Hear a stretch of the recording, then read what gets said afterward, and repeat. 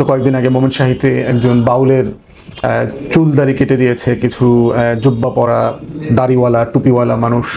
সে জামাত ইসলামী আন্দোলন বাংলাদেশ, নিজামে ইসলাম, খেলাফতে মজলিস থেকে শুরু করে বাংলাদেশে ব্যাপকভাবে মাজার ভাঙা হচ্ছে।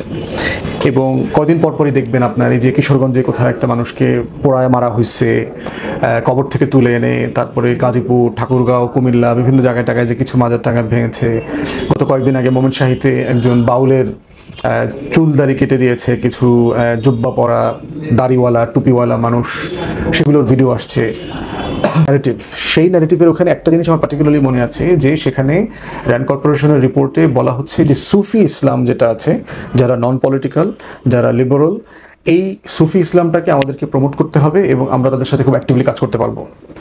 এবং সেই জায়গাতে দেখবেন যে বাংলাদেশে ওয়ার অন টেররকে ঘিরে যখন বয়ান তৈরি করার চেষ্টা করা হয়েছে এবং এখনও করা হচ্ছে, দক্ষিণপন্থীর উত্থান, এই দক্ষিণপন্থার উত্থান, দক্ষিণপন্থীদের উত্থান, মানে যেটা দিয়ে বলা যাওয়ার চেষ্টা করা হচ্ছে যে ইসলামী দলগুলো, ইসলামী রাজনীতির উত্থানের একটা প্রচণ্ড বাস্তবতা তৈরি হয়েছে বাংলাদেশে, সেগুলো নিয়ে।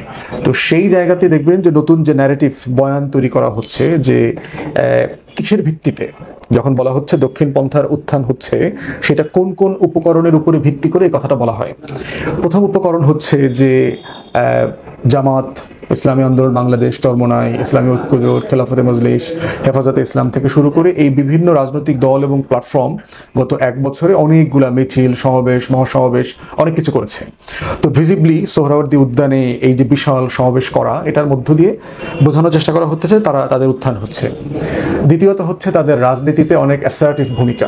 ঐকমত্য কমিশনে আমি দেখেছি যে ইসলামী দলগুলো তাদের রাজনৈতিক পজিশন নিয়ে খুব শক্তভাবে কথা বলেছে তাদের জায়গা থেকে, মানে এটাকে ভণ্ডুল করে দেওয়ার জন্য না, তাদের জায়গা থেকে তারা তাদের পলিটিক্যাল পজিশন নিয়েছে, যেটা ওখানকার উপস্থিত অনেক বামপন্থী সোকল সেকুলার লিবারালদের মানে মানানসই হয় নাই, তারা ওগুলো মেনে নিতে পারে নাই।